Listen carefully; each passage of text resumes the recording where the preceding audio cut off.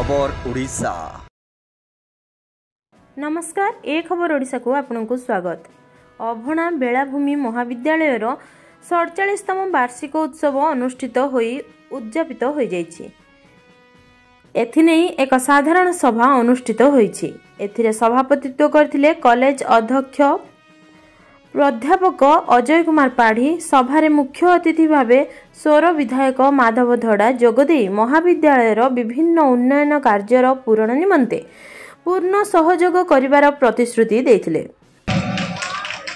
ताकू केमते आमे दृष्टि देबा एवं जहाँ जहाँ आपण मानकर आवश्यकता अछि महाविद्यालय गठन करिवा पई ताकू आगामी दिन रे केमते आमे ताकू दृष्टि देई ते कार्य सफल हबो ओ निश्चित भाव ताकू दृष्टि देबी एवं आशा करिबी ये महाविद्यालय आगामी दिन रे ये उपाध्याय अंचल ये बेलाभूमि महाविद्यालय से समय जदू बाबू से समय प्राक्तन शिक्षा मंत्री नामकरण में बेलाभूमि महाविद्यालय दि जाइतिला।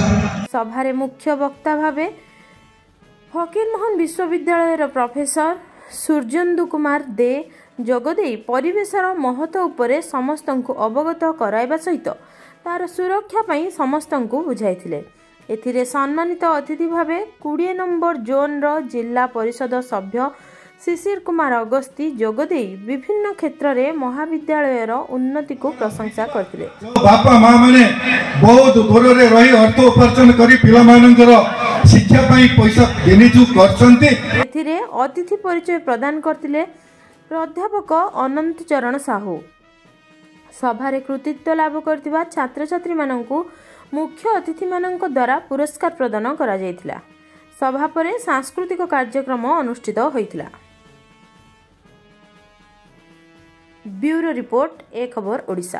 आज बेलाभूमि महाविद्यालय 47तम वार्षिक उत्सव आज मत अतिथि रूपे निमंत्रण कराइला। बहुत भल लगे एटिकार जो परिवेश परिस्थिति अच्छी ये 47 वर्ष आज अतिक्रम करुच्ची जेहेतु ये बेलाभूमि महाविद्यालय बंगोपसागर निकटस्थ ये महाविद्यालय से समय मैंने जहाँ को उद्यम परिश्रम आज गठन कराइला। आज 47 वर्ष पदार्पण कर महाविद्यालय बहु बहु ज्ञानी गुणी छात्र छात्री तैयारी करछि एवं विभिन्न पद पदवी रे सरकारी आरंभ कर बेसरकारी विभिन्न कार्यक्रम रे आज सेवा करुँच भारत मातार।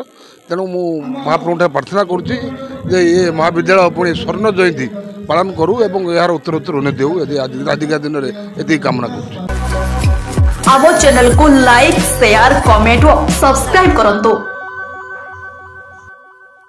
आपण माने देखुछंती ए खबर ओडिशा।